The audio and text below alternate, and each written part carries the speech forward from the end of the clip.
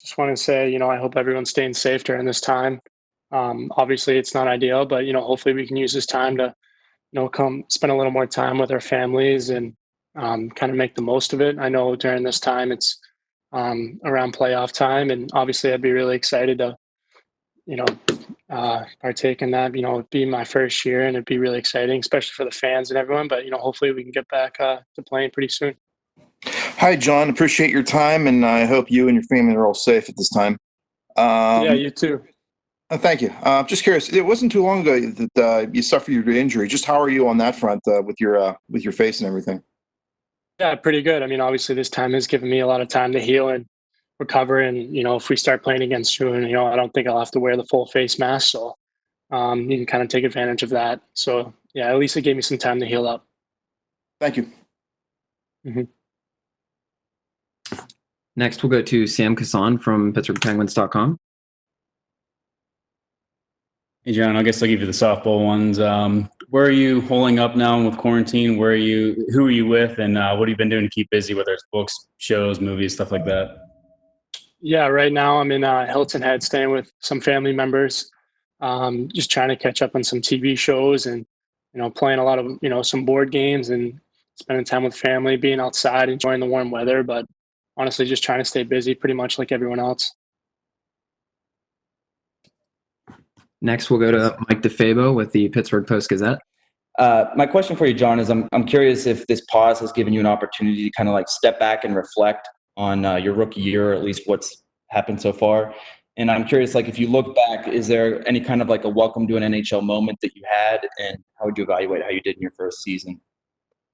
Welcome the NHL moment. I mean, honestly, just playing against those big time guys for the first time, whether it be like a Patrick Kane, McDavid, any of those guys really. So, I mean, the first couple of games of the season, each one was kind of a pinch yourself moment. But overall, I think it went pretty well. I mean, it's still a learning process, and kind of each game still is a learning process. Talking with the coaches and the coaching staff and going over the little things just to kind of, round out my game. But overall, I thought it went pretty well. And, obviously having a good team, that helped out a lot too. Next up is Wes Crosby with NHL.com. Hey, John, thanks for doing this, especially given the circumstances. I was just wondering, just with the past few months, you take the shot from Stamkos and you're injured there, you need surgery, and then your rookie season gets interrupted soon after you're able to return. Just how weird, strange, challenging have these past been for you? Yeah, obviously it's not ideal, but I mean, you kind of just take it day by day. I mean, being able to come back and get a couple games under my belt, with the full shield, I wore it in college, so it wasn't too much of a difference. Had to adjust a little bit to that, but it's tough sitting out, whether you're injured or you're not playing or whatever it might be. But you just take it one step at a time, and do what you can and kind of take all the positives you can out of it. Whether you can work on little stuff from your game when you have more time to practice. And I was on the ice working with the skills coach Ty, and I think that helped me out too when I was able to come back. All right, we'll go back to Seth Rohrbaugh from the Tribune Review. Hi, John. There was a lot of curiosity, at least externally, from people like myself about how yourself would handle the rigors of the NHL season, for a first-year pro. Just before the shutdown, how were things for you physically after, I think it was like maybe 50 or so games for you, whereas the most you had ever played in college was 30. Just where were you physically in that? Definitely a little, bumps and bruises here and there. I mean, there were definitely some, I wouldn't say injuries, but, some nagging stuff, that you don't really experience until you play, the full NHL season, or, you play that many games. You don't really think about it in college. You're only playing on the weekends, and then you have the whole week to rest up your body. Whereas, there's not as much rest time in the NHL, and it's all about really preparation, nutrition, and doing all those little things, and kind of staying in contact with the athletic trainers and letting them know, communicating with them to make sure you're going to be, as close to healthy as you can for the games. But yeah, it's definitely a little more of a challenge, but you kind of just got to take it as on a professional level, and, make sure you're aware of what's going on. Go to Jonathan Bomboli with the Tribune Review. Hey, John.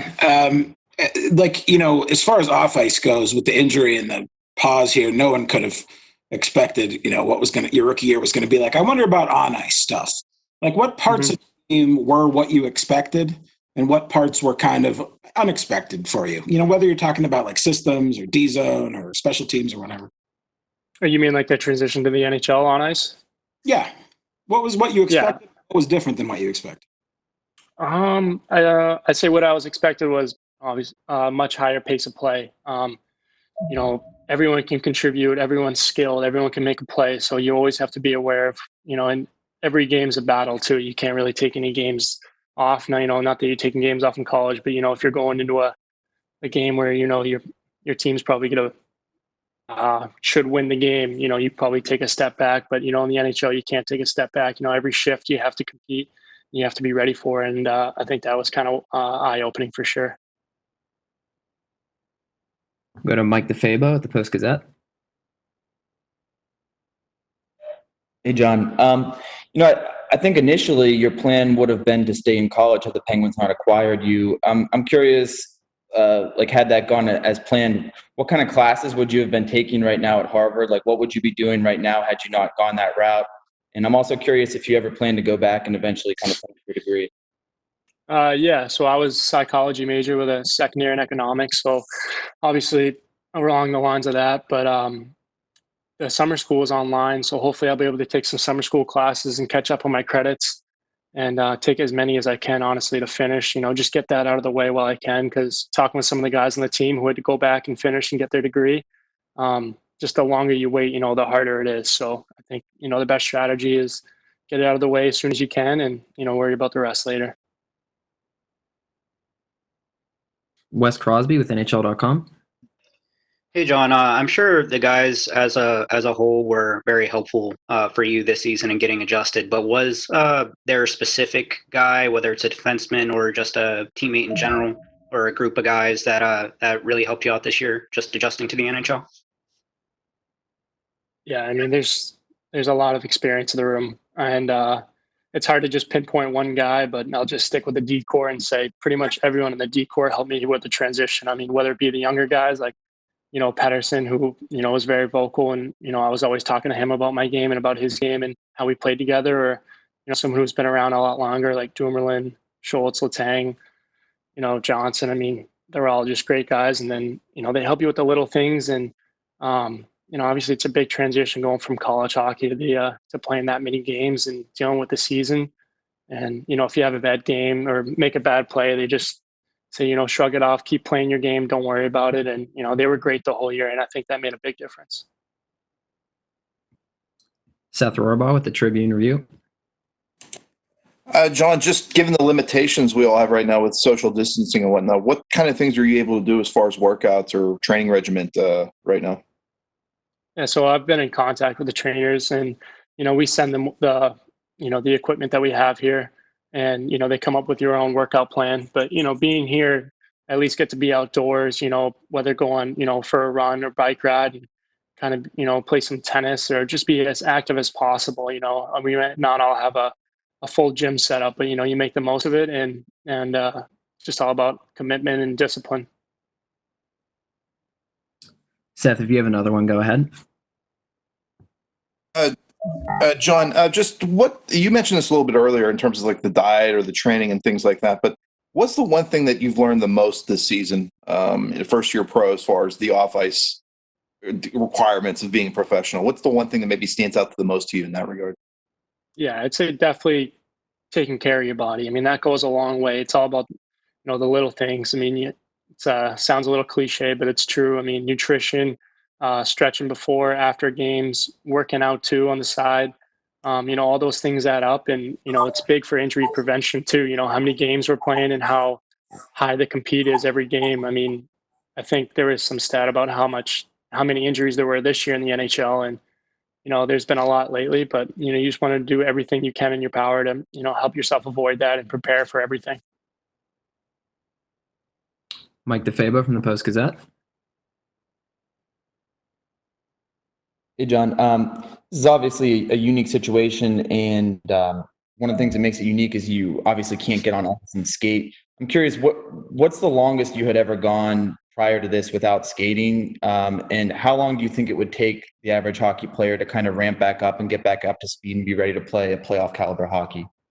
Yeah, so the longest is probably after like a college season, maybe take like a month and a half off because it ends so early and you have the whole summer. But obviously this is a different circumstance. But probably at least 3 weeks to a month, I'd say, just to get you're feeling back. I mean, even when you take 2 days off during the season and you hop back on the ice, it just doesn't feel right. It takes a little while to get back to it. Like when I took a week off for my injury and came back on the ice, the first time was definitely a little rusty and kind of just got to break back into it. But yeah, I think it's going to be, you definitely need some time to, start skating and get your hands and, feet back under you. But yeah, it's a tough transition. Jonathan Bomboli from the Tribune Review. Yeah, in the old days, they used to talk about bringing rookie defensemen along slowly, managing their minutes, managing their responsibilities. You had some time to look back on it now. Do you feel like that was the case with you? Or do you feel like the coaching staff kind of threw you in there and let you learn on the job? I'd say a little bit of both. In the beginning, it was a little more sheltered, but, the more, they gained a little more trust with me, the more they put me out there. And, I think I was able to take advantage of the opportunity and, still definitely a learning process and have a lot of stuff to figure out. But I think the biggest thing is, the coaching staff putting their trust in me and being able to take advantage of an opportunity. Michelle Crecchiolo from PittsburghPenguins.com. Hey, John. Yeah, kind of going off that, have you been able to maybe use this time off to do extra video and try to learn guys' tendencies, just ways to improve as a player at this time? Or is it more like you need more of a mental break from the grind, having, going through it for the first time? No, you can definitely, go back and watch your shifts, and it's kind of nice to take a break and, kind of sit back and, realize what your strengths and weaknesses are, what you need to work on. During the season, you focus on that, but, not as much because you have to worry about the next game. But, in this circumstance, you can kind of take a step back and just kind of survey what you need to improve on and, what you're best at and those areas that you really need to work on. From here, John, I just have a couple pre-submitted questions. Yeah. First, from DK Pittsburgh Sports, is there any aspect of your game that may have emerged more at the NHL level than at any prior level? If so, why might that have happened?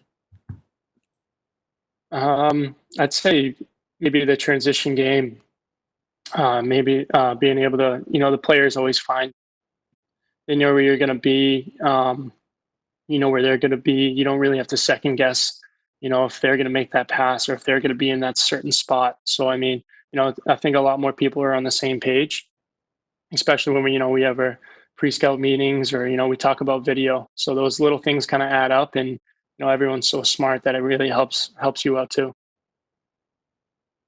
Okay. Another one from DK Pittsburgh Sports. How do you expect to do in the Calder Trophy and Rookie All-Star voting? Yeah, I mean, you don't really worry about that too much. That's kind of out of your control. But I think the biggest thing is just be able to go out there, play every game like you're last, and, try your hardest and let the rest worry about itself. You don't worry about it too much. Okay. And then the last question that I have is, for you personally, what would it be like to play games without fans in the stands if it came to that?